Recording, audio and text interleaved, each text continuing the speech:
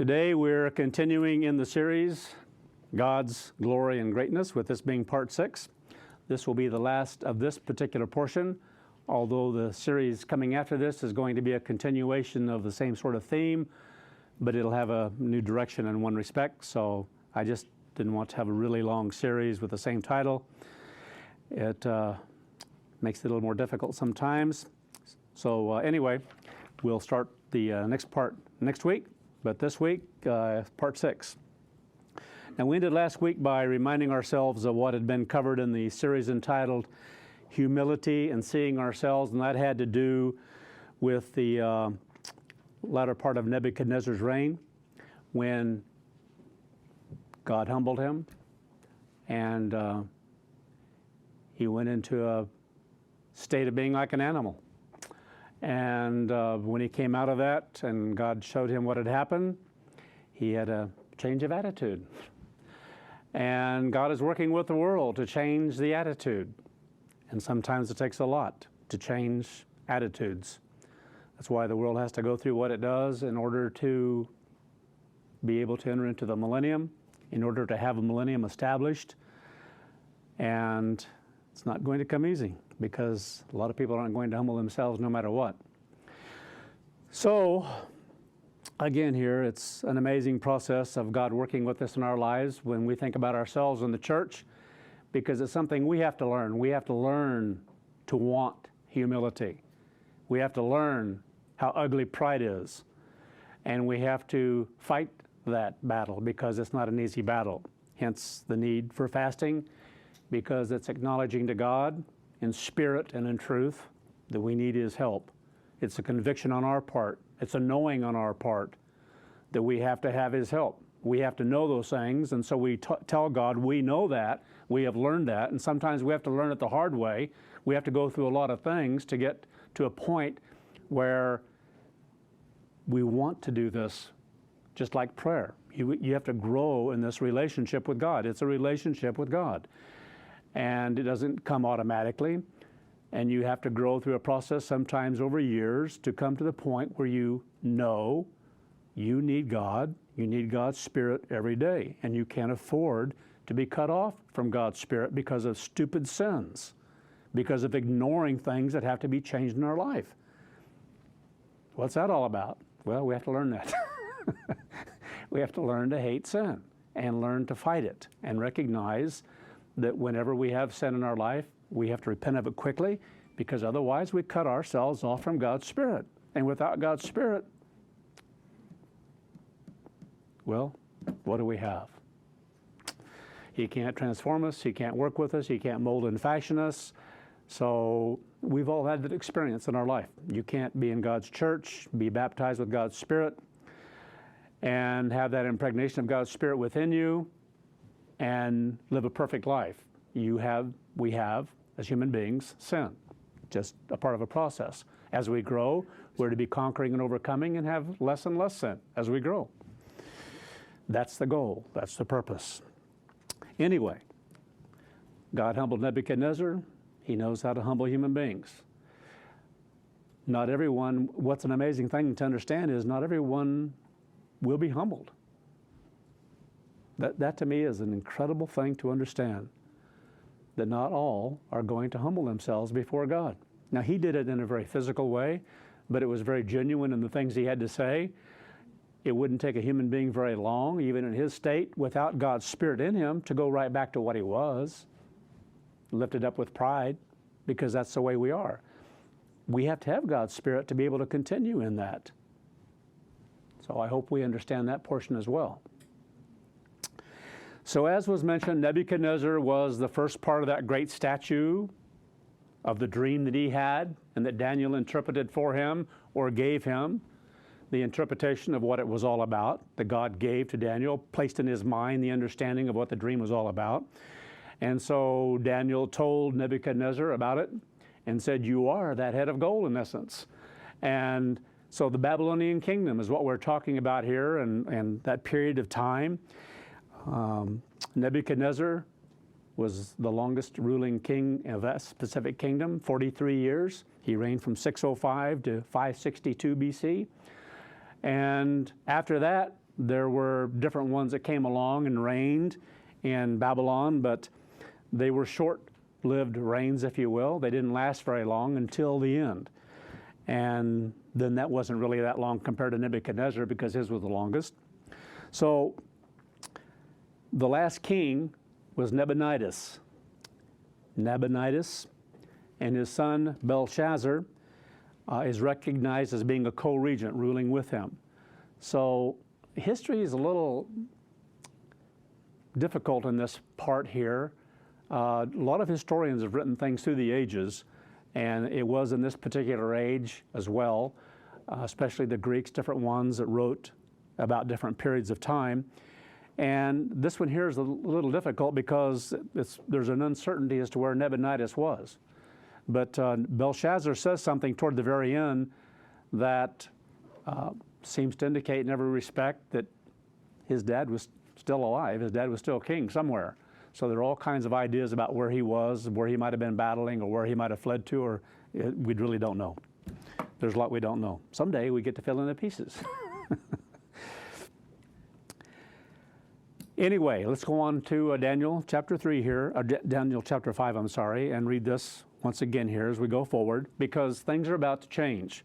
So we've talked about the first part of that statue, the head of gold, and we're talking about the fall of it, the end of it, the end of that particular. It wasn't a long one compared to some of the others. The others went on and on here, and it got longer and longer, especially when you talk about the Roman Empire or the European empires, the rise and fall of some of those, and yet being that one area of the legs, the feet of iron and clay. So anyway, this one here is very short-lived. The next one coming up is going to be the Medo-Persian Empire, the chest and the arms of silver and gold. Again, interesting here, we were talking about this last week. You think about the two, again, the Medo-Persian Empire here, even though the Medes were involved somewhat then with the Babylonians, but the Babylonians were the primary rulers at that particular time with Nebuchadnezzar. But they come up again here toward the end of all this in the Medo-Persian Empire. So it's the two that were together, the Medes and the Persians, that take down the Babylonian Empire. What's amazing in all this to understand, God is working all this out. God is bringing it about. He raises up kings, he takes them down. If it's for a purpose, this is all for a purpose. What's the purpose? The purpose are the different kingdoms and what he had planned for the statue. How long they would last, the kinds of lessons that would be there. And if you look at the first one here, when you look at Nebuchadnezzar and the different times that he went up against Jerusalem and Judah, and you think, I'm in awe of the different prophets that God raised up at different times. One that he left in Jerusalem, Jeremiah. And then the different ones that were brought in at different times. When you talk about when Ezekiel came down, when you talk about Daniel when he came in, and all in different times of being conquered here. So again, awesomely inspiring to look at their lives, and when you read some of the things they wrote, even though so much of it's about the end time, the minor prophets, it's primarily about the end time. What Daniel wrote, the focus of it as he went through the book, or as God blessed him in going through that time period, was to go toward the end time. It's all about the end time. It's about the statue, and then that great cube that comes out of the heavens and hits it in the feet and destroys it. Incredible. Just the image of that itself and what it all pictures. But God's orchestrating it all through different periods of time, working with different people at different times, molding and fashioning the different prophets at different times. They all didn't have the same job. They had different functions. And just as we talked about, what I talked about last Sabbath, when we talked about some of the things about Ezekiel. And you think about what he wrote. He wrote to Israel. So people have had problems with that because Israel had already been taken captive, and he's talking about their captivity and so forth. And the primary story flow spiritually is about the church and what the church would go through in the end time. That's a marvel. If you see the time we're blessed to live in and we're experiencing Those things that were written hundreds and hundreds, even thousands of years ago. Incredible that we should have such an opportunity. It is an opportunity. It's not meant to be easy. It's hard. It's meant to be hard too. It's meant to be difficult. It's meant to be something you've got to fight for if you want it, because those who don't fight aren't going to receive it. It's as simple as that. You've got to fight. So anyway, Daniel 5, verse 1. Belshazzar the king made a great feast for 1,000 of his lords, and he drank wine in the presence of the 1,000. While he tasted the wine, Belshazzar gave the command to bring the gold and silver vessels, which his father, speaking in time here, not his direct father, but forefather, great, whatever it was, and speaking of lineage as well, his father, Nebuchadnezzar, had taken from the temple, which had been in Jerusalem. So he knew about this. Just to set the record straight here, he knew at the very beginning what he was doing. He knew where it came from. He knew the history of it. The reason we know that is because he's told that a little bit later here as we read the story. Daniel tells him, reminds him, you knew all these things. You knew all of this. And so here he's going and he's asking, because it was incredible wealth. And so to show off, that's all it's about. It's about pride. It's about showing off to the 1,000. Why have so many there? To show off. Look how great I am. That's what it goes back to again. We have to learn how ugly pride and self is if we try to esteem ourselves and raise ourselves up. It is hideously ugly. And yet, my experience in the church has been that has been done over and over and over again in people's lives, and primarily from the ministry on down, because they set the example in that, being lifted up. And then individuals who were given various jobs within the church being lifted up because they adopted that same kind of mindset, because it was very obvious what they were doing. It was about themselves. Never is. It's about God Almighty. It's about our calling, the opportunity we have, what we really need to see. Pride reeks. It stinks. Truly does. And you've got to hate it just that much. You got to hate it within self whenever it rises up its ugly head, because it does.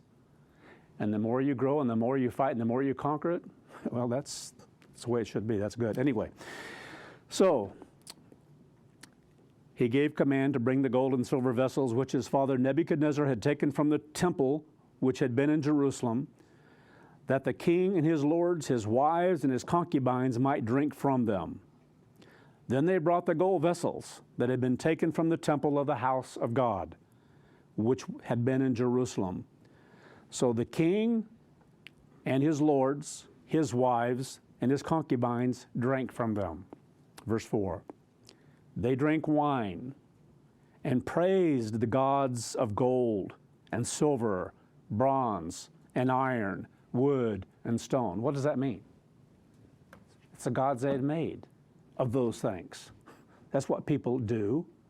They carve something in a tree stump and they bow down before it. This is their God, whatever that is. Bronze, iron, gold, and silver. Human beings. It's amazing. You look at any religion out there, that's what they do. Even if it's a cross, just wood, they'll bow down in front of it. Sometimes put a statue on it as well, an image of a man with long hair. Everything that's opposite of what Christ was like, they'll do that. So they drank wine and praised the gods of gold and silver, bronze and iron, wood and stone.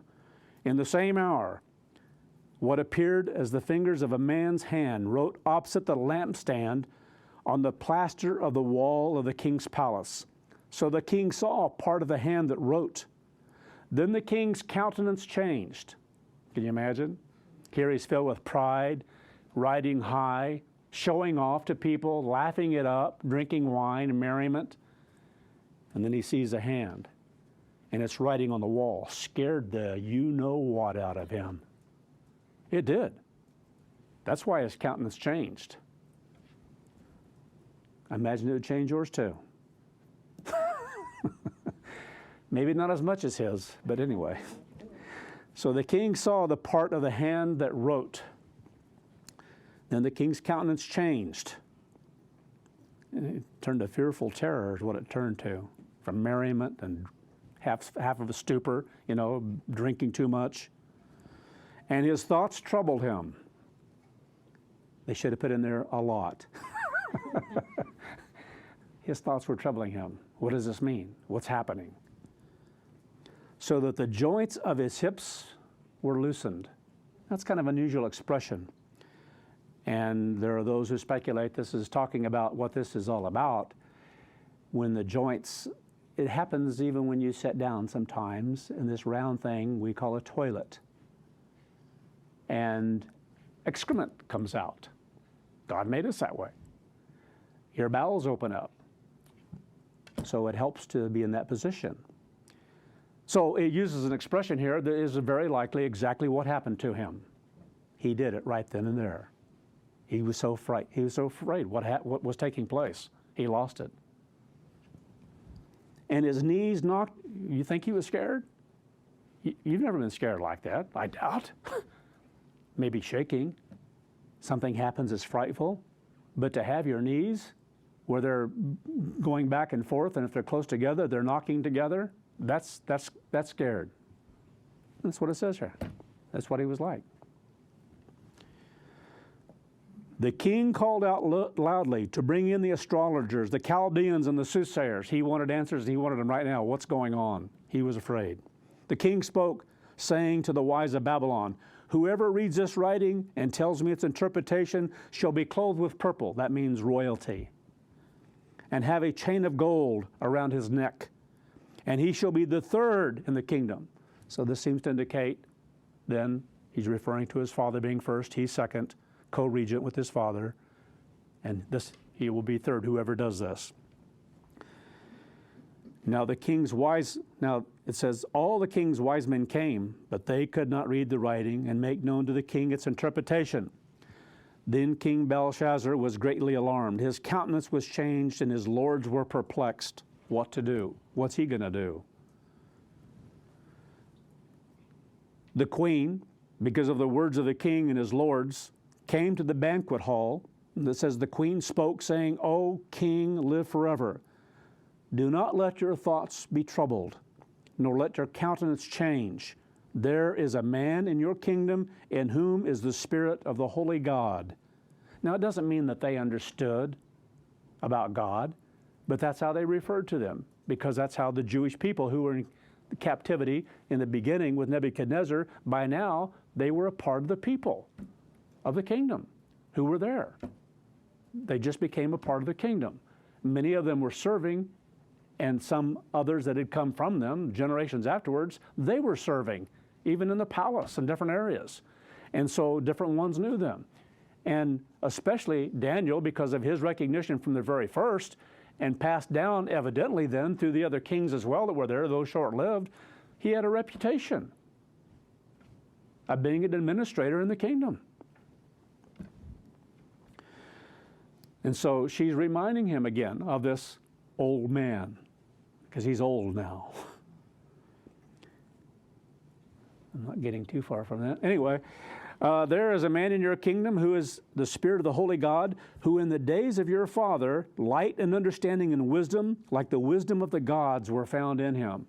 So again here, it's not that they understood or agreed with what the Jewish people believed, because they heard of some of these different things that they believed and about this God and so forth and things that he had done.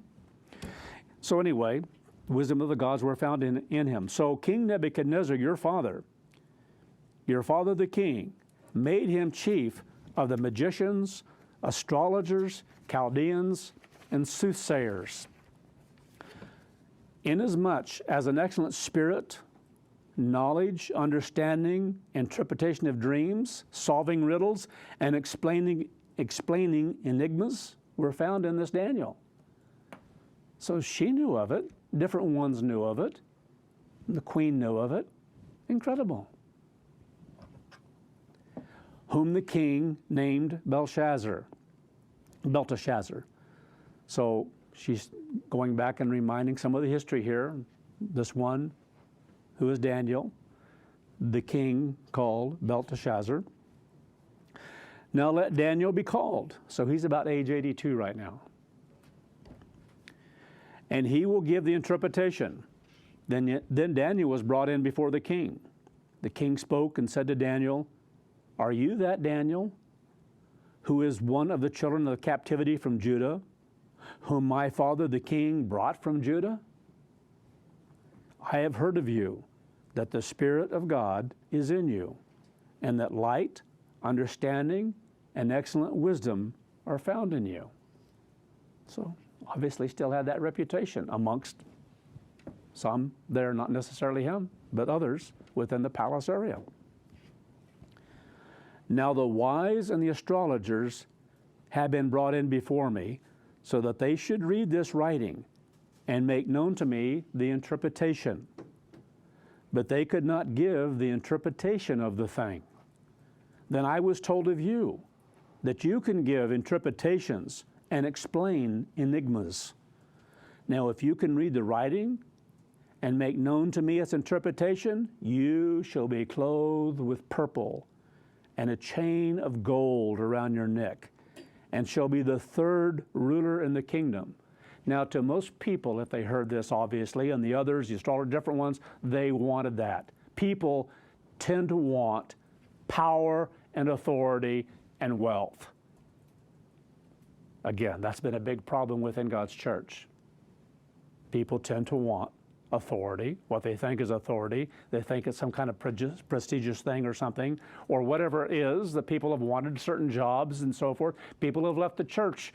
Many people have left the church because they didn't get some of those things they thought they were deserving of, especially when they saw others get it and they became jealous of them.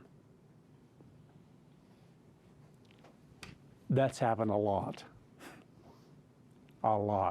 in God's church.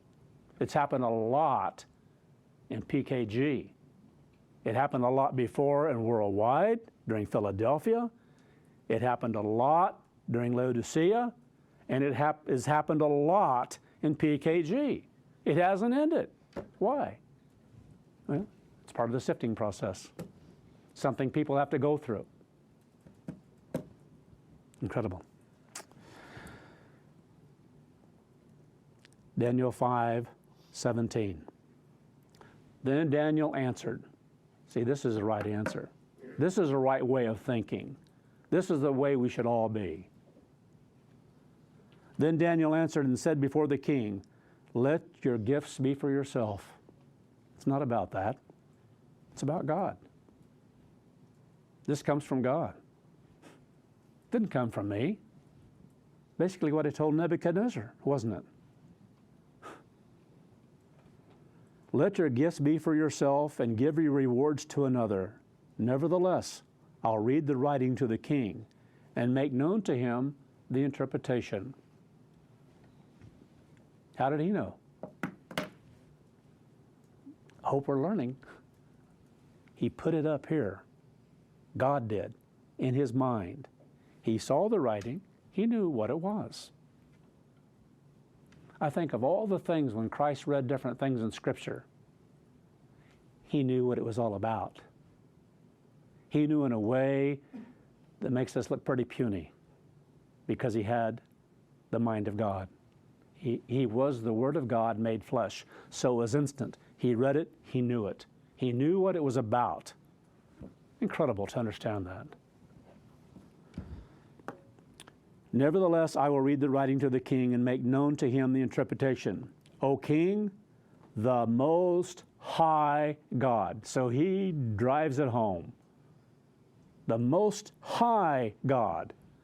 You have all these gods, but the most high God gave Nebuchadnezzar your father a kingdom and majesty, glory and honor. So if he had a mind, much of a mind, he would grasp right away what he was saying. He was saying, everything you have is because of what God, the Most High God, gave to your forefather, Nebuchadnezzar. That's why you have Babylon. That's why you have this palace. He didn't get it, but anyway. Gave him the kingdom, glory, and honor. Now, if God gives that, which he gave to Nebuchadnezzar, he gave that to Nebuchadnezzar, and then he helped Nebuchadnezzar to learn the lesson. On a physical plane, I gave this to you. You were an animal. You were like an animal. You were living like an animal out there all this time. Do you get it now? Now you can have it back. What an incredible thing. And so you read what he said about, to me it's almost like putting chills up and down your spine when you read what Nebuchadnezzar had to say after that. So because of the majesty that he gave him, that God gave him, all peoples, nations, and languages trembled before him. That's why other nations were fearful of Babylon and their power, because of what God gave to him. Whomever he wished, he executed. Whomever he wished, he kept alive. So he had a lot of power. That's what he's showing here. Whomever he wished, he set up, put in places of rulership. Whomever he wished, he put down.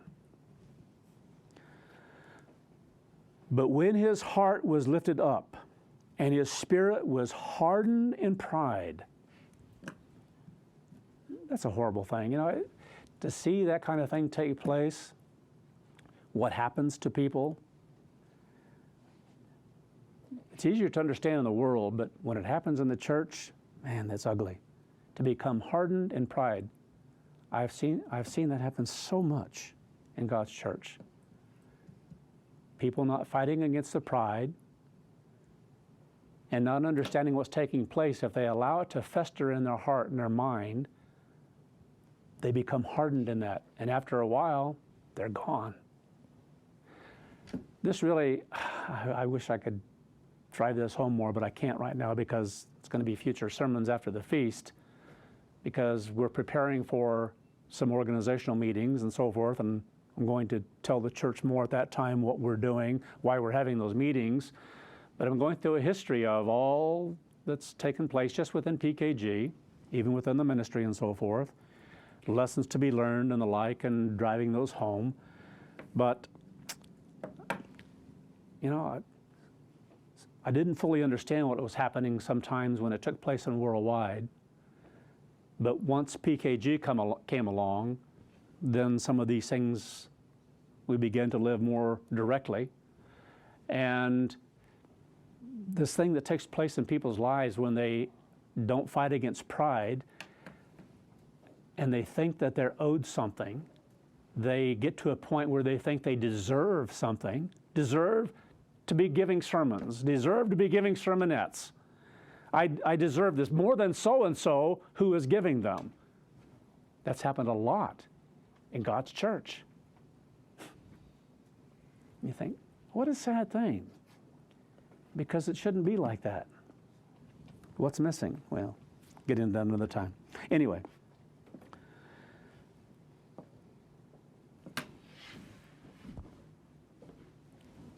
I might interject some of that we were talking about today. I think this might be a good place for some of that. Sometimes when we go back and visit various areas, we have different emotions and different feelings of things we've gone through. And it's a learning thing. This time here, more than any other time, my recollection and what I see from it, was seeing from it, or thankful to God about, was this was an incredible training ground of molding and fashioning through different experiences, things that I'd be able to use later on and understand more deeply later on, and I wouldn't have if I hadn't gone through them. And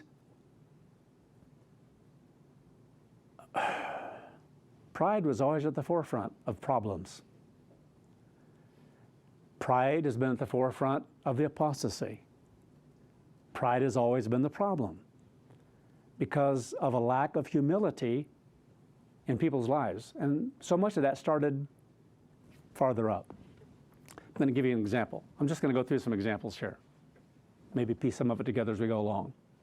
We were talking about an occasion where an evangelist came to visit this area. And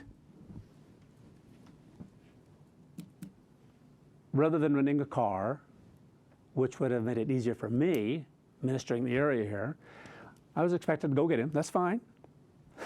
Over in Cleveland.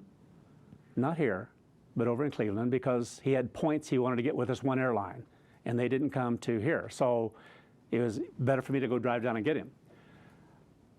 And before he ever came, he wanted to get a hotel to stay in. He didn't like staying with families as a whole, which is fine too. I understand that.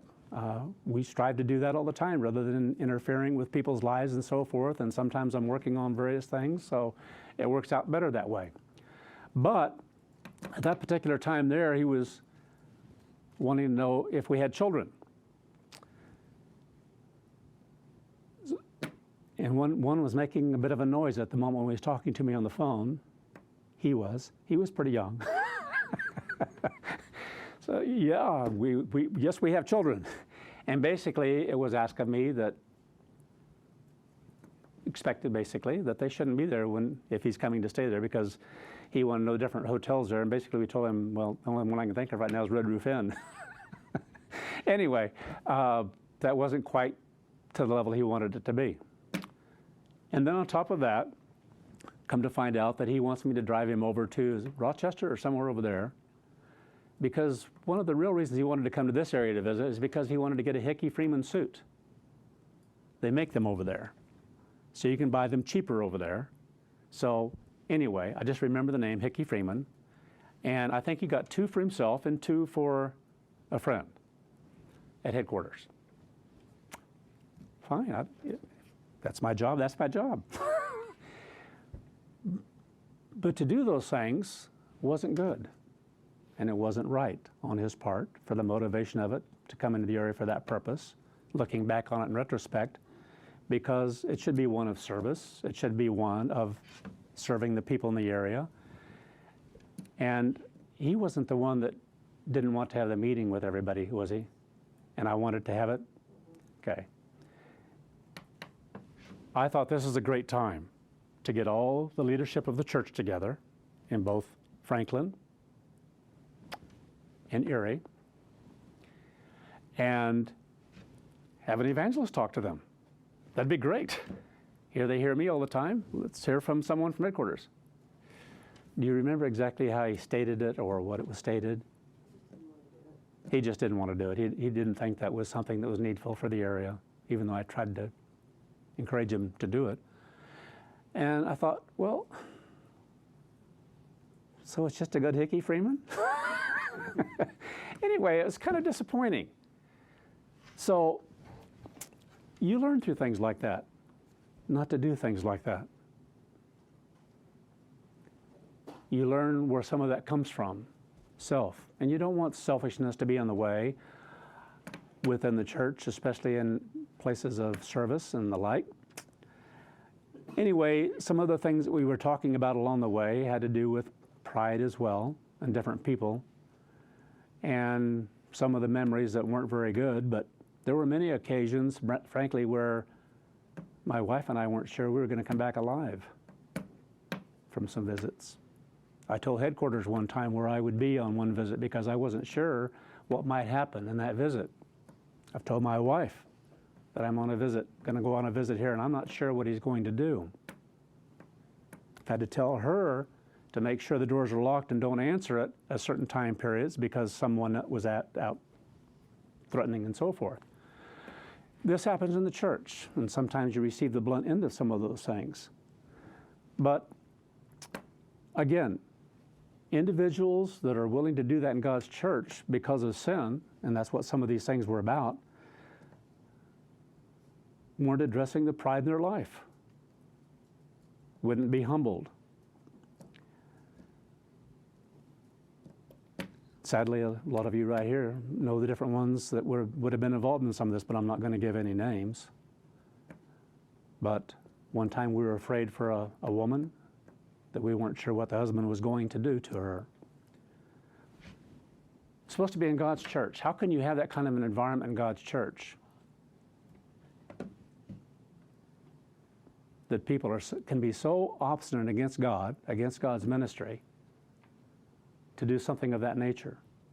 This is what we live through in the church. That's why God wants to get rid of all pride as a whole in our lives. We want to get rid of it. We want to be of a humble spirit, to be molded, to be able to be moldable. Someone, when you go out and visit and work with someone in God's church, should be receptive to God, wanting to follow God, wanting to do what's right, wanting to get rid of the things that are wrong, not standing up against what God is trying to give. So I thought about some of those experiences, and we did while we were coming into the area here, about different people and how they resisted God and so forth, and yet you learn through that process, but it's not a fun process. So is anyone listening today still resisting God, still holding on to certain sins? Because that's how far it can go. It can go to a point where people become so hardened. That's why they were able to do what they did. That's why people could go so far, because they had been doing certain things for so long that had never been addressed or hadn't come to the surface at least. And so when they have to be addressed, then it's a lot harder. It's harder because they're hardened inside. And that's what this is talking about when it talks about this spirit, this mind of a hardness in heart. But when his heart was lifted up, verse 20, and his spirit was hardened in pride, he was deposed from his kingly throne, and they took glory from him. So again, this is something that Nebuchadnezzar had to go through, and we can grasp and understand some of that. But on a spiritual plane, I think it's hard for us sometimes to say, well, the Israelites, they were hardened inside. And yet sometimes we fail to understand within the church that we can have a deep hardness of heart as well, that we can't change. And we get to a point where people can't change. And that's a horrible thing, to get to that point in life.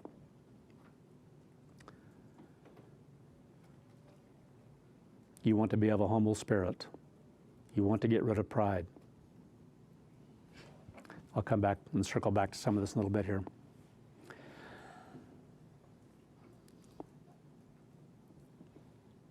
So again here it talks about the Most High sets over,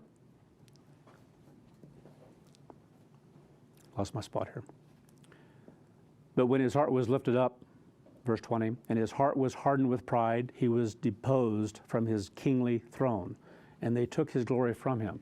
Now we read through things like this and we read it on a physical plane, but sometimes we don't grasp what happens to us on a spiritual one. And that's what this is all about. If we desire to be of a humble spirit, you have to cry out to God to help you to be of a humble spirit, to fight the pride that's in your mind, to fight resistance toward God. And a lot of times you'll manifest that within the church toward other people. There's some things I don't want to get into yet because it's about the feast. I'm having a hard time juggling some of these sermons in my mind. So anyway, in his dwelling with the wild donkeys, they fed him with grass like oxen, and his body was wet with the dew of heaven, until he knew the Most High God. So again, he's going through this story again and telling what happened, reminding him, if he didn't know, what happened. That the Most High rules in the kingdom of men and appoints over it whomever he chooses. You, his son, Belshazzar, have not humbled your heart, although you knew all this. Isn't that amazing? Although you knew this history of things that happened to him, look what you've done. You haven't humbled yourself before God. And so the part of what I'm going through in this is sometimes we can read a physical story and say that's really foolish and stupid, and we don't understand the church. We don't understand ourselves and our place within the church and what it's like to resist God if we hold on to certain sins, which some are still doing, and individuals are still being disfellowshipped from the church. I mentioned it last year, After the feast, I've always mentioned it as a whole after that, during the feast period and up to the next feast. So this past week I had to disfellowship someone else again. Don't like doing that. But it's a part of getting rid of certain things within the body, that we have to get rid of pride, of why we're not changing, why we're not addressing certain sins in our life that God isn't going to allow to continue on. And that's been a lot of my training. It was a lot of my training here, because by the time I got here and certain things were brought to the surface, there were situations that needed to be addressed in people's lives that were ongoing. And so deeply rooted in some people's lives that you weren't sure how they were going to respond to you. That might be kind of hard to imagine.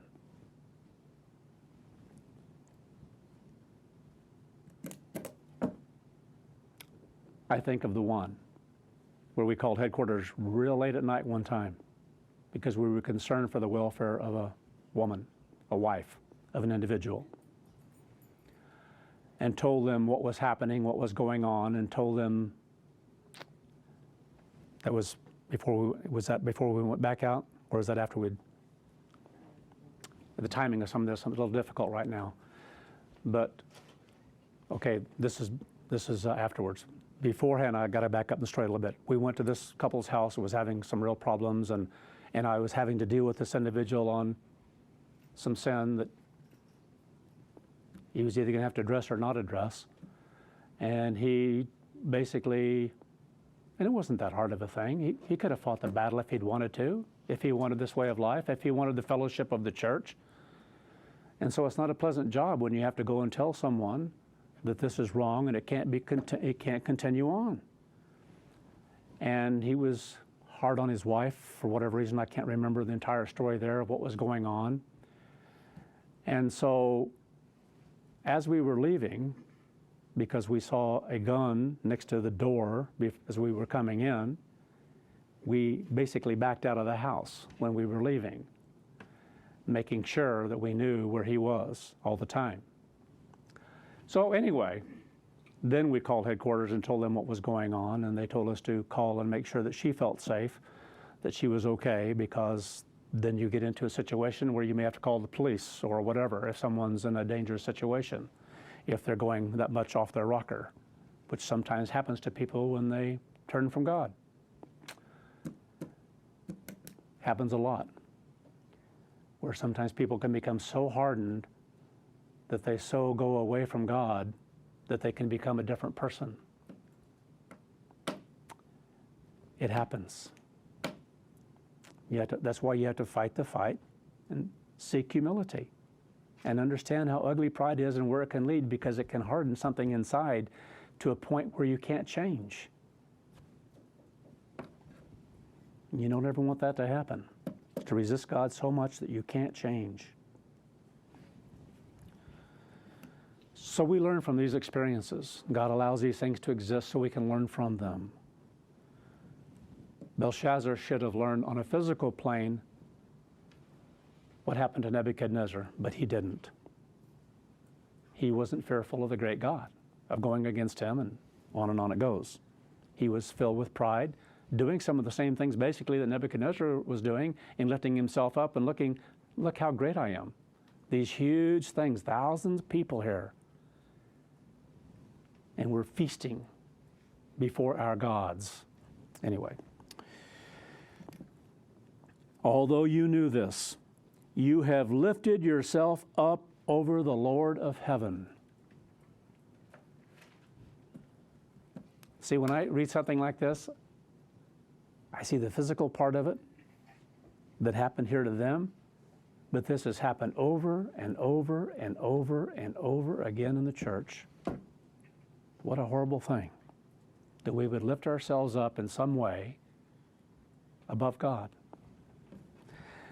They have brought the vessels of his house before you, and you and your lords, your wives, and your concubines have drunk wine from them.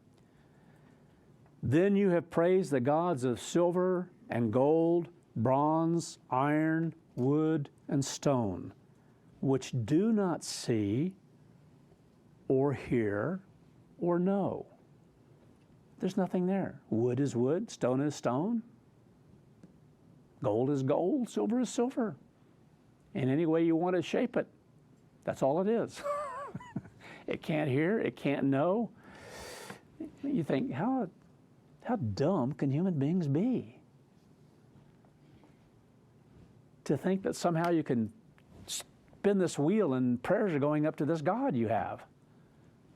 Or you count beads and repeat the same thing over and over and over again. You think, where's the sense in that? Anyway, which do not see or hear or know. And the God who has your breath in his hand and owns all your ways, you have not glorified. And we have to make sure, we have to ask ourselves, how much do we glorify God?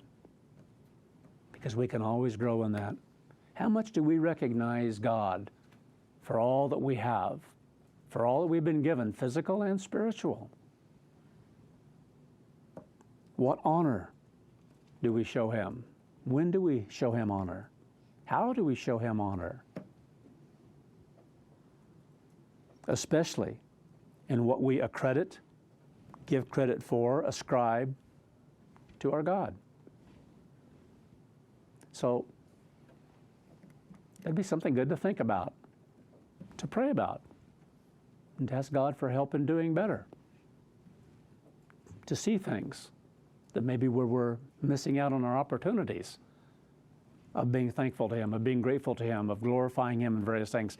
Because as we've been going through the series, I marvel at the great God who had planned all these things out long. He doesn't do these things on the spot and all of a sudden decide to do something. These things have been planned, different things to fit into place for so very long. The statue and raising up a king who would fulfill the gold. That wasn't something decided just before he raised up Nebuchadnezzar. I think I'm going to have Daniel have this vision so he can interpret it to Nebuchadnezzar what this statue is all about. And we'll just have it so it goes all the way to the end. This great big cube coming out of the heavens. No, he did it long before. He orchestrated it all, brought it to pass. Do we glorify God in those things? Talk to him, pray to him about those kinds of things? Tell him what a marvel it is that we have those things that we can read and we can know and we can understand and we can come to appreciate more deeply who he is, what he's revealing to us, what he's helping us to see on a greater plane than ever before, so we can be in greater awe of him and let him know, I am in awe, more awe of you. Thank you for blessing me with that kind of mind. Verse 24. Because God's church has gone through a lot to get where we are today. It's gone through a lot to get where we are today. God has done it. Christ has done it.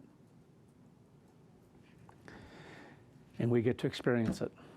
How awesome is that? Verse 24. Then the palm of the hand was sent from him, and this writing was written. So this is the inscription that was written. Mene, mene, which means to number. Tekel, to weigh. Upharsin, to divide. So that's what the words meant. And then Daniel goes on and even adds part of the phrase of the one word and gives its interpretation. This is the interpretation of the words. Mene, God has numbered your kingdom and finished it. Isn't that incredible? God numbered it from Nebuchadnezzar down to here.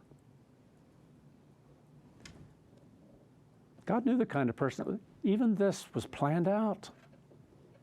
All this was planned out so it could be written, so that others could read the story, so we could be moved by and inspired by things that God has done through time, to understand how great our God is, that he didn't just do them then, but that he planned them. And so much of it has been about others later on who would have his Holy Spirit, who would be able to see and recognize these things. And then I think of the millennium, and then the great white throne. And all those who even lived during those time periods are going to be able to be resurrected and to see what happened in their time and to learn these same things and be inspired by them, what God did. The power, the greatness of Almighty God to do such things. God has numbered your kingdom. Well, it's part of his plan. It had to be numbered. It was going to come to an end. God lets people go the way they're going to go, their personalities, the way they think, and they succumb to various things, and it wasn't going to take long. Even the kings in between and things that they did, they got lifted up with pride. Now he comes along, even more so. Farther and farther away from the stories about Nebuchadnezzar and what happened there, and after a while, even that can happen within the church if we're not careful. If we let down, if we forget. That's why we go through and talk about things of our past so often. How did we get where we are? Especially what's happened in the end time. Philadelphia, Laodicea, the apostasy. And then what's happened during PKG. We're to learn from these things, from our history. So that certain things never repeat themselves. So that we learn this isn't the way to do it. Instead, God shows us this is the way. And we learn that, and we become convicted of it. Beautiful, wonderful, exciting. See, just because of some of the experience we've had in this area here, I have a greater conviction, greater determination in following through and seeing that God's way is on top. And if someone comes to a point in time where they won't humble themselves, they want to continue in sin, I have no problem being a part of cleaning up the church. I got to a point where different ones and there are various sins, it wasn't difficult. It hurt. It hurts when people don't live by God's way of life. They don't want to do what God gives them to do. But if you have to take a stand. All of us, thinking about that very early this morning, all of us continually have to take a stand.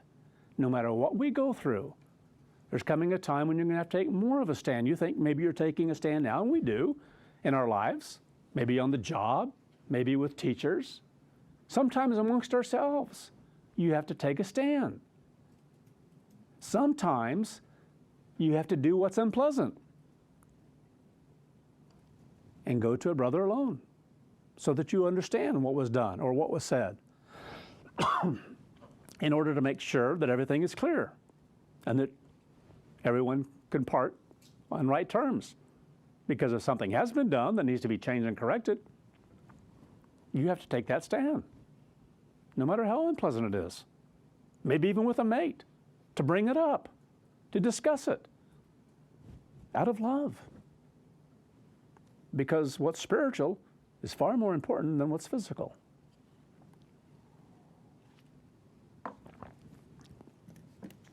And so certain things mold and fashion us. That's why I'm so thankful that I had this training in this area. It hurt. By the time we left, it was very painful because of all the individuals that resisted and fought against God. Because it wasn't me. I just got the brunt end of it. It wasn't her. She just got the brunt end of it. That's what happens. Sometimes you receive the brunt end of something. For standing for God, for God's way of life. Sometimes you get thrown in a lion's den.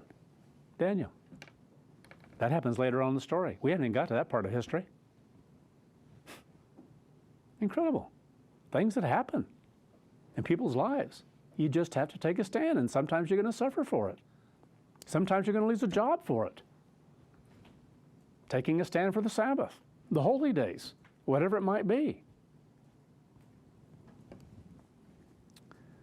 God must be first in our life.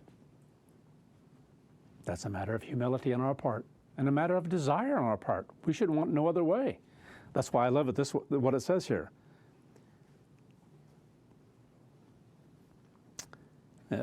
Back up here. Well, where is it?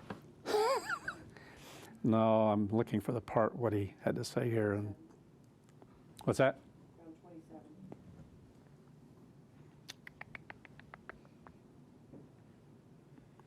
27. No, well, I know that's where I was, but that's not what I was referring to. Yeah, maybe it'll come back to me, and then again, maybe it won't. That's what happens. Sometimes you go off on a tangent, and then you come back to the notes here. Okay. Well, anyway, we go through a lot of things to mold and fashion us, and we should glorify God for that because it's all a part of a training. We're all being molded and fashioned if we yield to the process. And it's a beautiful thing to be in God's hands. That's what I was looking for, that part.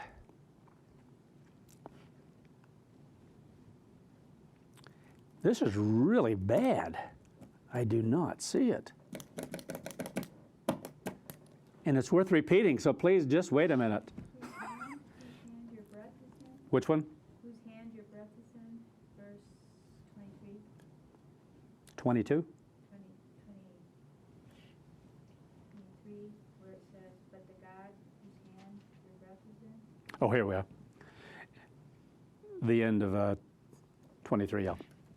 And the God who has your breath in his hand and owns all your ways, you have not glorified. Now, I love that expression because I made this comment different times. Where else would we want our lives to be but in God's care, in God's church? But we've seen thousands go by the wayside. Thousands in God's church. Hundreds and hundreds of people we personally known who just, what is more important? Than God, than the truth, than holding on to, than fighting, and anyway. So he's telling him what these mean here and what's taking place. He gave him what each word means, to number, to weigh, and to divide, and then went on to give the interpretation of each word, what it is. So now he's not just a matter of these are what is up here, this is what it means. So he says here, you have been weighed in the balances and found wanting. God's numbered your kingdom and finished it. We just mentioned that a moment ago. So yes, it's numbered. We're down to the end now. We're at the end of the head of gold. It's getting ready to go into the next part of the statue, the part of silver. So he's telling him, your kingdom is numbered. It's finished. Tickle, you have been weighed in the balances and found wanting. His life, the way he was living, what he was doing. You didn't render according to the benefit of your forefathers and what you knew and the knowledge of what had happened to Nebuchadnezzar, your forefather, whatever. Your kingdom has been divided and given to the Medes and Persians. So again here, this word here he uses Perez. He's taken from the one Upharsin, which is the word that means to divide, but he goes on and even uses another different word here, and as a part of the interpretation. This is what it's about, Perez. Your kingdom has been divided and given to the Medes and Persians. So what you had is gone, and it's divided up between the two. Verse 29, then Belshazzar gave the command, and they clothed Daniel with purple, so you can't, even though he told him, I don't want it, this is what he did. So he did it anyway, he went through the formality. He clothed Daniel with purple and put a chain of gold around his neck and made a proclamation concerning him that he should be the third ruler of the kingdom. That very night, Belshazzar, king of the Chaldeans, was slain. So that very night, after his parting, after his wine, after they'd brought all the vessels in, and then he sees this hand back there writing. And then after this is done and brings Daniel in and gives the interpretation of it, that night he dies. It's quite an incredible story because there are a lot of historians that write about this event. You go through and a lot of the stories vary in what's said about it, but it's a major event. The fall of the Babylonian Empire and the rise of the Medo-Persian Empire and what takes place in history. Because the fortification, Belshazzar was not concerned that night about being conquered. He wasn't concerned that night about losing his life, because the fortification he had was one of the greatest the world had ever known. Massive, massive, massive along the Euphrates River. A lot of historians have written about it through time, about some of the things that were found there as far as even remains that had been there for a long time when different ones came along and wrote 100 years later or 200 years later. And their writings are out there about what it was like, how massive the structure was. So again, he didn't have a concern. That's why he was in there partying before everyone else. Because you see, the Medes and Persians were out there. They were already there. They were coming up against them. They weren't stupid of where they were, but they weren't concerned.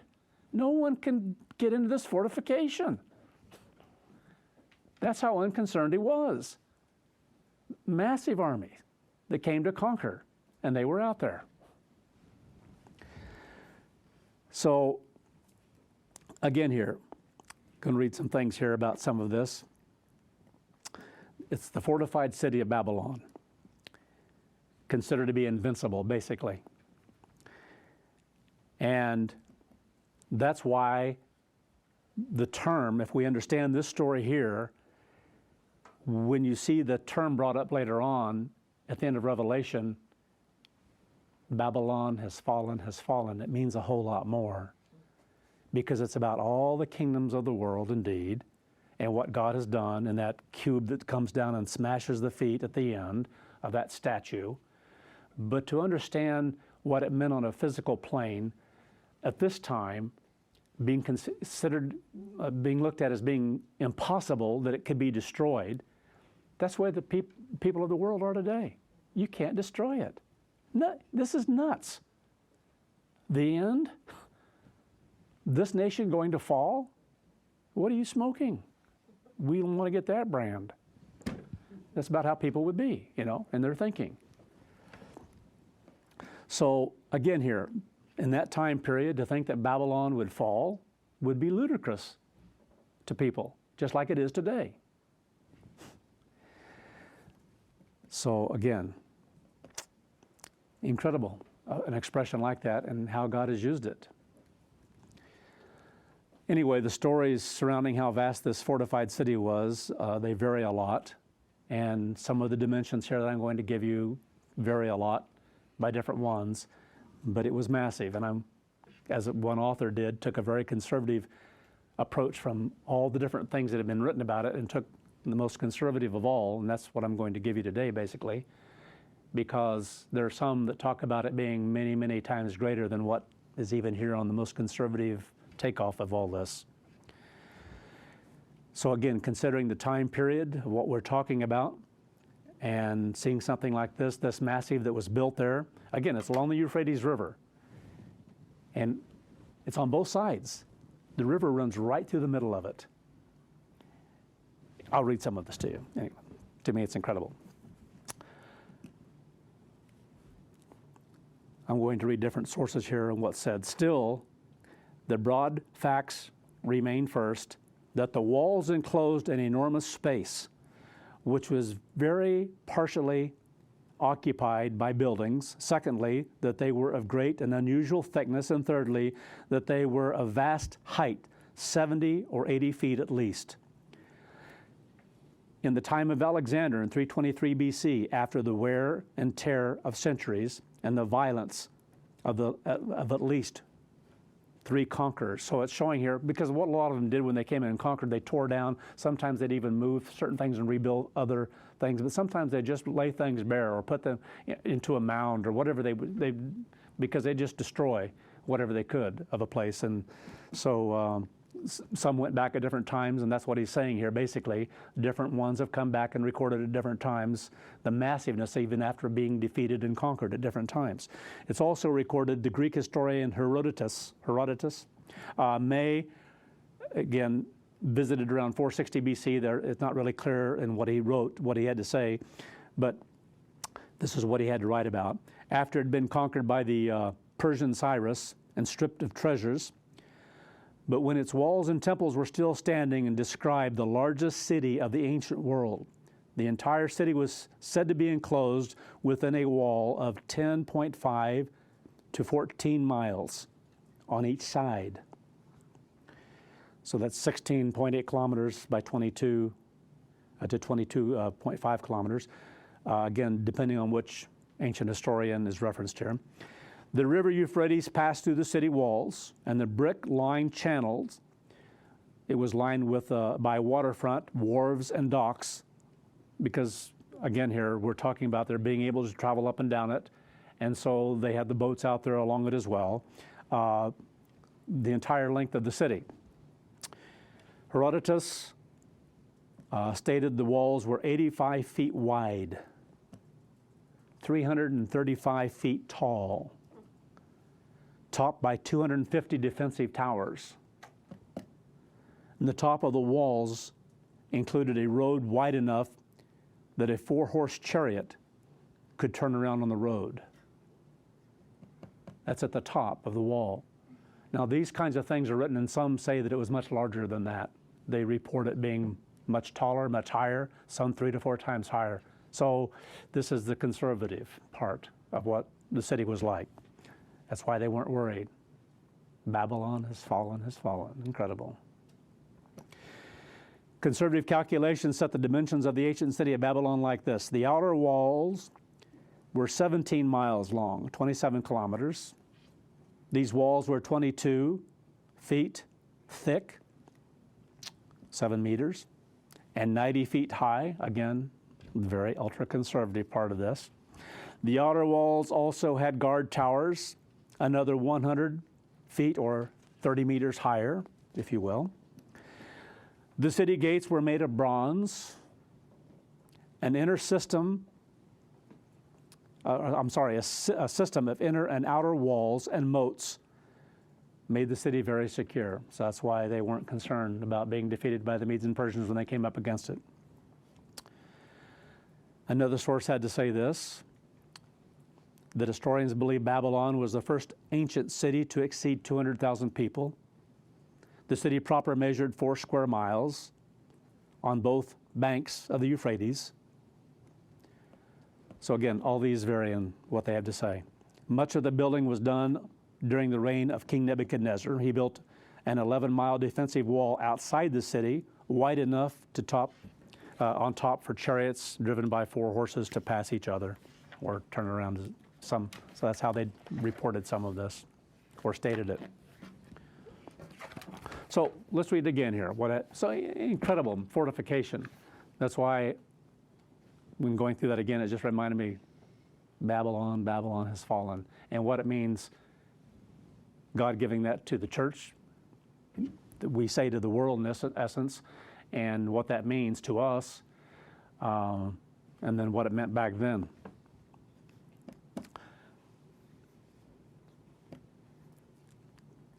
Let's go to Isaiah 45. Isaiah 45. So again, that night, this meeny, tickle, Upharsin, and what it meant, and the fact that Belshazzar died that night. I want to go back now and read about what it has to say in Isaiah 45, because this is something that's written very close to 200 years earlier by Isaiah, the prophet.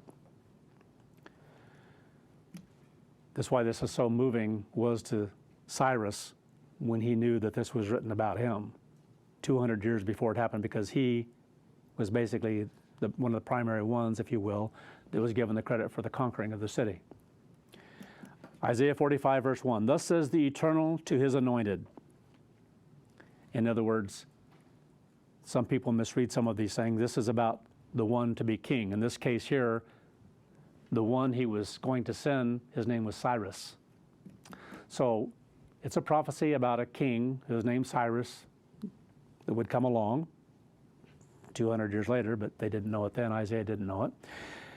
Whose right hand I have held, meaning I have strengthened, to subdue nations before him and to open the loins of kings. So it talks about what happened to the one there. To open before him the two-leaved gates. And so there's all kinds of stuff written in history about what this is, the great bronze gates and what had happened, and how they were able to get into the city and conquer it as easily as they did. And the gates shall not be shut. So whatever happened, this is all it says in Isaiah.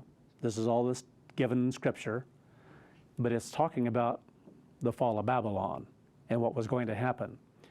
And the great fortification was there. So this is how they came in, and there are all kinds of stories about the gates and what took place. They were supposed to have been shut. Whether God opened them up for them to come on in, it doesn't say. I will go before you and make the crooked paths straight. In other words, make the way clear by removing every obstacle. So there, it was one of the easiest times for a nation or a people to come in and conquer without any resistance, basically. That's what the story is here. So God is telling Isaiah, this is a thing about Cyrus who's going to come along and do this. He's going to be the king, and the way is going to be opened up for him. Nothing's going to be shut. It's going to be totally wide open. I will go before you and make the crooked paths straight. I will break in pieces the gates of bronze. So that's what happened. If they shattered, whatever, nothing's recorded about it in that area. There's some different stories out there, but anyway. And cut off the bars of iron. I will give you the treasures of darkness and the hidden riches of secret places, that you may know that I, the Eternal, who calls you by your name, am the God of Israel. What an incredible thing. Because you see, Cyrus came along and this was read to him. He knew by name. He is mentioned. So he does some incredible things because of this, because he's moved by this. For Jacob my servant's sake, and Israel mine elect. So do you think when he comes along that he might have a special affinity to the people who were taken there captive by the Babylonians and that are still living there? And that certain kings coming along later might have an affinity toward them because they're going to know some of these stories or be told them later on? Because it comes up over and over again.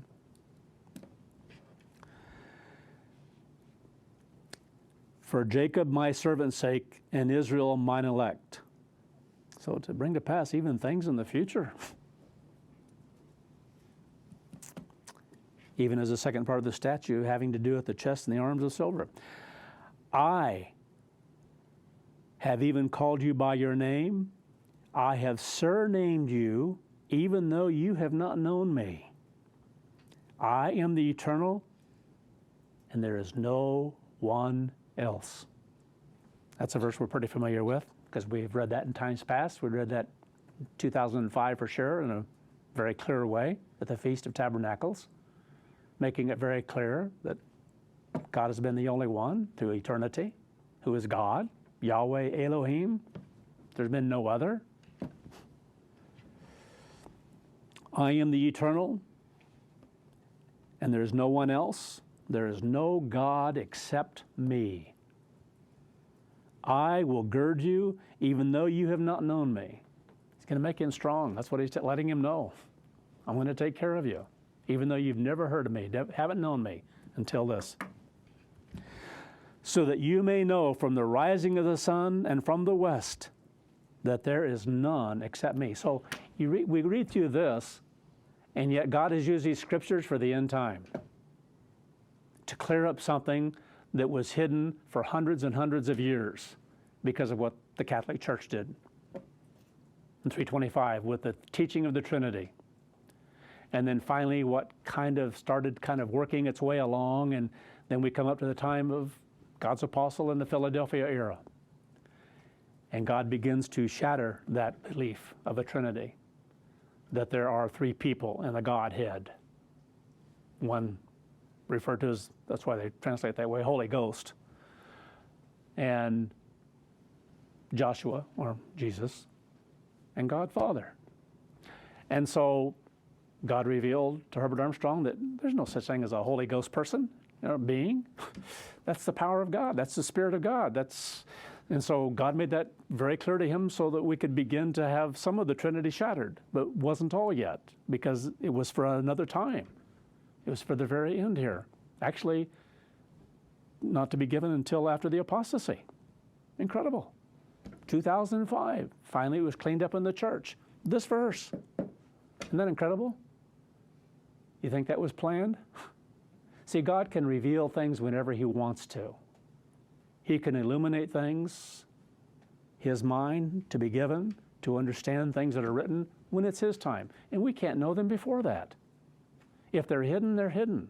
If they're gone, they're gone. If they're restored, they're restored. If they're given for the first time, they're given for the first time. Because that varies throughout Scripture, obviously, what God gives.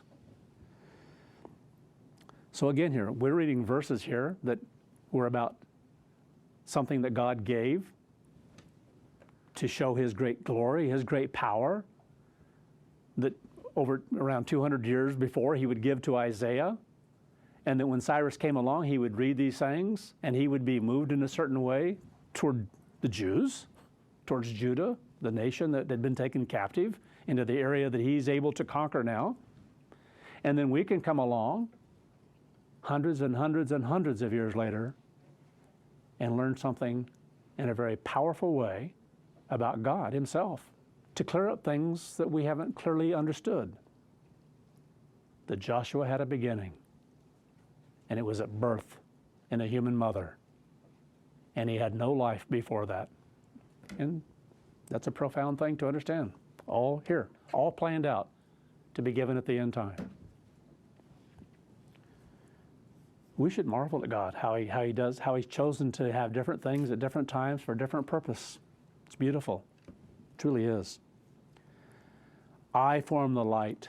So he's really pushing it forward here to Cyrus, a physical human being who wouldn't be given God's Holy Spirit like we are, but he's going to be given something profound here, very powerfully so. I form the light and create darkness. I make peace and create evil. And we have never known what that meant until the end time. What it means that God creates evil. He doesn't make evil. He doesn't make us be evil. He doesn't make human beings be evil. He doesn't make people do the things, evil things they do. He didn't make Lucifer do what he did. But he created the capacity for it, knowing full well what was going to happen when you give people free moral agency, when you give angelic beings free moral agency, their own minds, to make their own choices. So we want to make the right choices once God calls us, and continue making right choices, and humble ourselves and continue making right choices, and to learn to hate pride, because that's the story over and over and over again here that we've been hitting on. Nebuchadnezzar, all the way down to the end of the kingdom there. Belshazzar. And now, a new king coming along, a new part of the statue. Can I get them off to a better start? in one respect. Just in the physical plane, because of the people who were there. Because there were a lot of captives who stayed behind. There are a lot of captives who stayed behind who never went back to Jerusalem or Judah. They stayed in that region of the world. They had families. New generations came along. That was their home. People were born there. And then another generation came along. More were born there. Until we come down even to Queen Esther. Incredible. Because that's a part of the story here. She's a part of the Medo-Persian Empire later on. That follows. I form the light and create darkness. I make peace and create evil. I, the Eternal, do all these things because He's God Almighty. He's created everything. And He gives us free choice. That's why I marvel sometimes how there are going to be so many who will fight against God, even in the millennium, who will fight against God in the great white throne. Because most of them are going to have had a whole lifetime of living in a carnal body, and they chose what they chose. Their minds are set in various things, and they want various things, and they just will not choose God.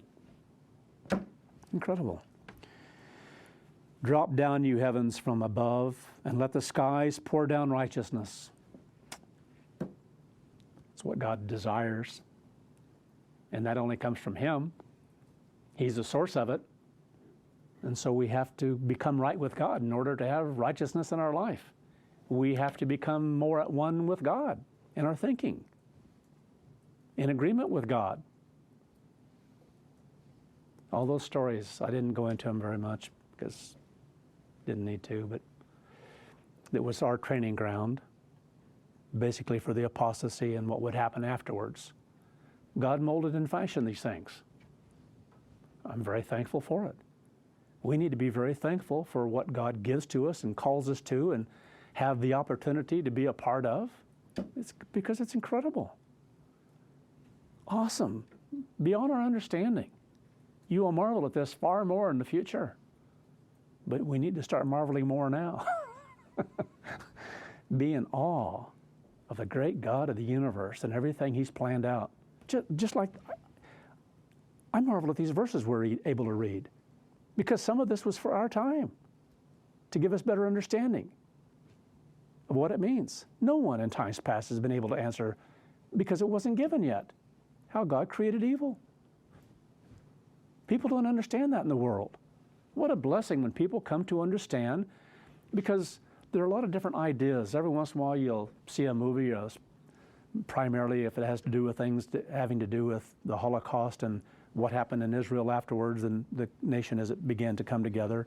People came together and formed a nation, and some of the different things and attitudes and feelings that the Jewish people have had toward God on a physical plane. And there are things in their thinking to be learned from some of that. And there are some who have had trouble. I think of one time on a flight, we were going over, right, to the feast, your dad. Yeah. And unbeknownst to us, he had asked for kosher meals because he had heard somewhere that the food on the plane is going to be bad. It's going to be pork and other things, sandwiches and whatever. So he had asked for kosher food. Well, we were the only ones on the plane getting kosher meals. I didn't even know he'd done it. And so the stewardess comes up to me, asks for the name, and hold up your hand. So I held up my hand. They came up there, and she had these containers, and they were cold, and they were wrapped in some kind of clear plastic type, whatever it was that you wrap things back then. And I didn't know that it was a Jewish thing that you were the one that had, because they're not supposed to touch anything. So you're the one that has to unwrap it to know, I guess, that it hasn't been touched by others, by Gentiles. So anyway, I didn't know this. I was ignorant of that.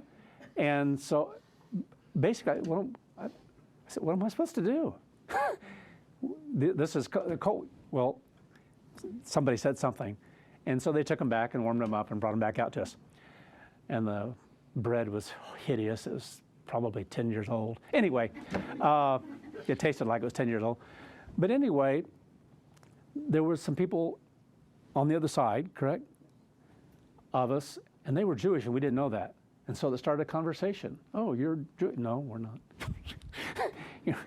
You're going through all this. You got these kosher meals, and you're not Jewish. And so anyway, it came up that, was it the mother or the family had grown up that they weren't Jewish, weren't practicing Jews anymore, basically, because they couldn't understand how God could have allowed something like the Holocaust because their family had suffered, evidently in the past there. Is that basically the story? One of the last children out of that country. Okay. Okay, so the mother was the last one? Okay, so for that to have happened, for them to experience that, they blame God, basically. Well, you know, a lot of the world has done that. You hear different things at different times, like how could God allow this to take, this evil? If he's so powerful and so loving, and how come there's this evil here and that evil there, and why does he allow? And you think, what an awesome thing. When you come into God's church, you begin to understand we have choices. God doesn't make us do anything. And he's given a full period of 6,000 years that you can make your own choices. What are you going to do with it? Well, in the church, we learn what people do with their own choices. We gravitate to evil. That's just the way we are. The carnal mind is enmity against God. It is not subject to the law of God, neither indeed can be. We learn that very early on. We understand what our nature is like. And then it puts everything in place. And you feel for people who don't understand, the people who blame God for things that have happened in the world that's evil. No. God's not making drugs come into this country. He's not making people take the drugs. Fentanyl and all the stuff that's going on there. Was it over 100,000 people die a year now of some of this? And we send people off to war and they come back. I was watching a thing on part of the news this morning, and there's this one group that's trying to help people who, what is it? I don't know. PTSD. Sometimes get those initials. PTSD. And it's very common. And one individual was talking about how that there are 17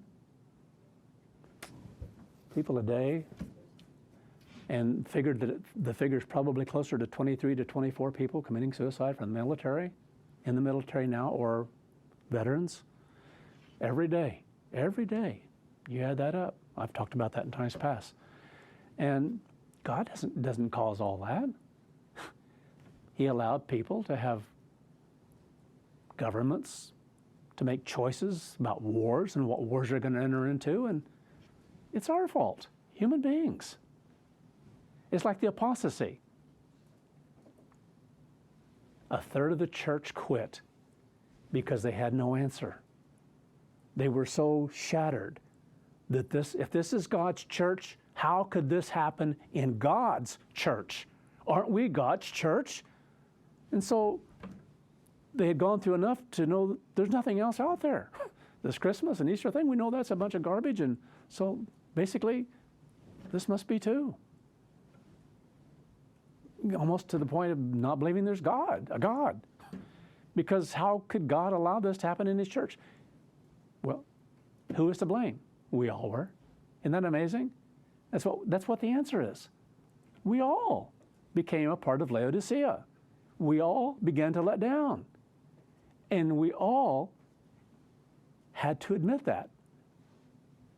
Or those who had come through it had to admit it. Or they couldn't grow. Because that's the beginning place for growth, once again, to be restored. And a lot of people just couldn't come to the point where they could say, I was Laodicean. Why? Too much pride? Too much pride. They weren't wrong. They did what was right. Sad. That's when pride becomes hardened.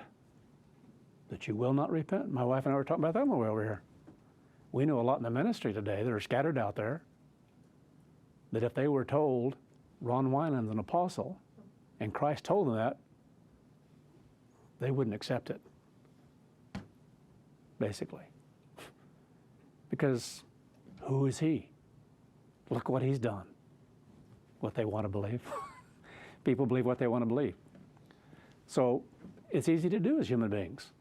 Think, what a sad thing that you would have such feelings of pride to think that you're so much better, so much greater, and that's not what it's about. It's about the truth. It's about God. It's about God's way of life. What a horrible thing that people that personalities get involved. And I'm starting to get into some of the sermons later on in November, so stay away. Anyway, what an incredible thing to read through a story like this about Cyrus and realize some of this wasn't just for Cyrus. Much of it was for us at the end time. Awesome. Awesome, awesome, awesome. He says, I create evil. We know how. To have that knowledge is a beautiful thing. It really is, because it puts everything in place. It's just like the great white throne. When you can come to where you agree with God about things and about why the great white throne and what its purpose is, you have more peace in your life with death. Because death is hard. Because it's about relationships, and those things are always hard.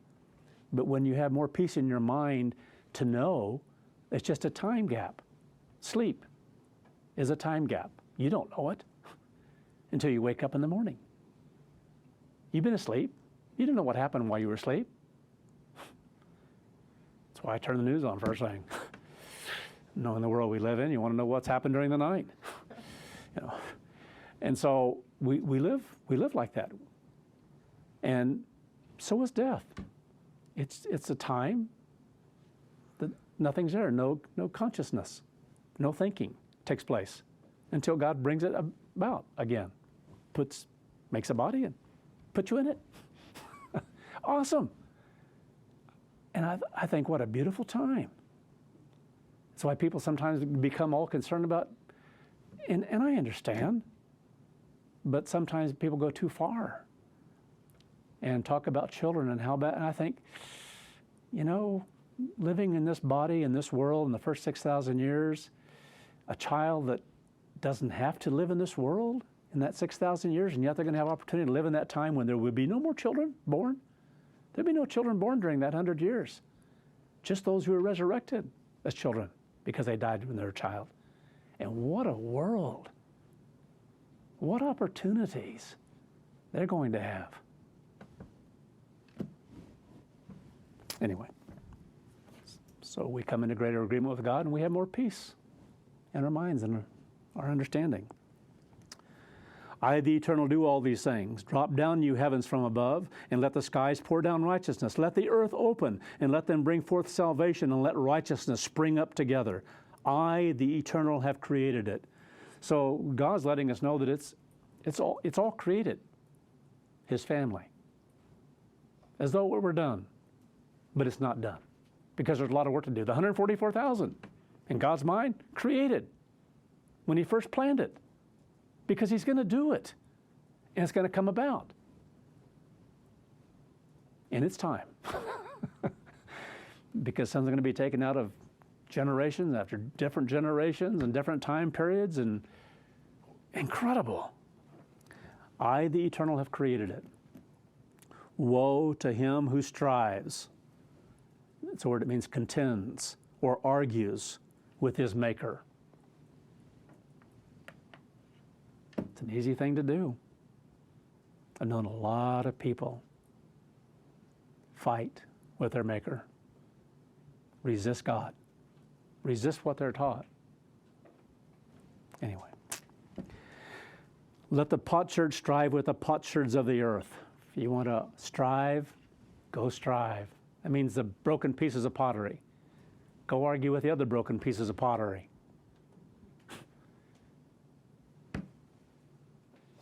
Because God won't have that. We either humble ourselves, yield ourselves to the process, love what God is showing us, what God is revealing to us. We embrace it with all of our being. And not only that, we fight for it. And the main thing we fight is this. What an incredible plan. Let the potsherds strive with the potsherds of the earth. Shall the clay say to him that fashions us, what are you making? What are you doing? God's not asking for our agreement. He's saying you can be a part of it. You can have it when it comes our time. But I've known so many who came back with that kind of an attitude. They asked Herbert Armstrong over and over again, in essence, what are you doing? And they wouldn't say it. They disagreed. Most of the evangelists disagreed. Why? Because they had a better way of doing it, some other way. They didn't realize God's leading and guiding him in doing things and the way he's doing it. That's the way he functioned. That's the way he worked.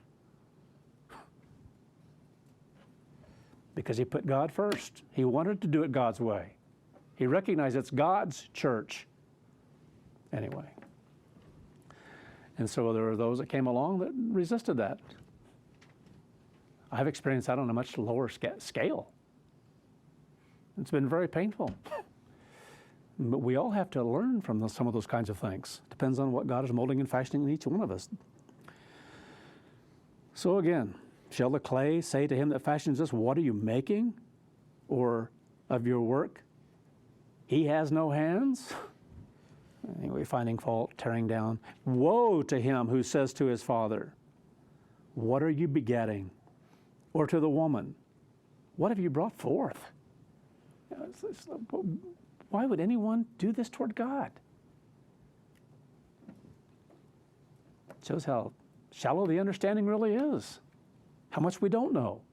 And you think, how did the era come along that thought it knew so much, rich and increased with goods, so lifted up with pride, hardened in pride. That's why the apostasy happened.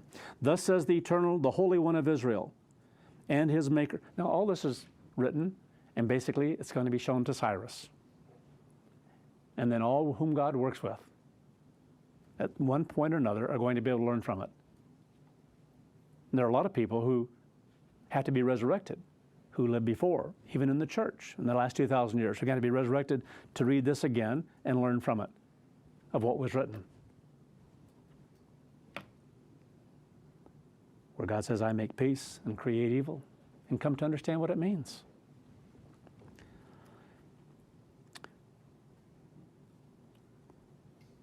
Thus says the Eternal, the Holy One of Israel, and his Maker. Will you ask me things to come concerning my sons? In other words, questioning God. I think I've quoted part of that wrong. Will you command, in other words, charge or order me in the work of my hands? And yet we don't think that as human beings, and most in God's church would never, ever say that's what they did. But I think of those in Philadelphia, when they found fault with Herbert Armstrong and didn't yield to the process and didn't seek to be at one in how things were administered. And when they resisted, and different ministers resisted administering things the way he gave them to be done, and they did it some other way, this is what they were doing. This is exactly what they're doing on a spiritual plane. Will you command or charge or order me in the work of my hands? I have made the earth and created mankind upon it. I, even my hands, have stretched out the heavens, and all the host have I commanded. I have raised him up in righteousness, for a righteous cause is what it's about, and I will direct all his ways. He shall build my city. So it gets into some things here that come to more of a spiritual plane of things that are going to happen as well, but using something physical as an analogy here, but it's really more about what's coming later. He shall build my city.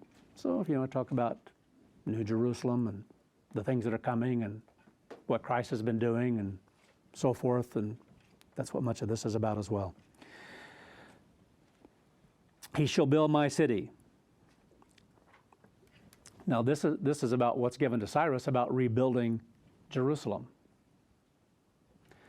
because that's what Cyrus does.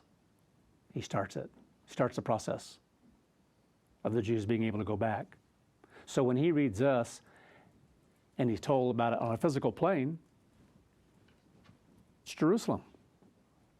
That's what it's about. He's already said who he is and what took place, and anyway. And he shall let go or send away or send forth my captives, not for price nor reward, says the Eternal of hosts. Going to do it because of what he read here and he's moved by it. So there are spiritual things as well that have to do with the end time and also with this time. So again, all the glory and the greatness belongs to Almighty God. So we'll continue on in the next portion that gets into some of the story that shows how Cyrus responded and how he reacted to all this.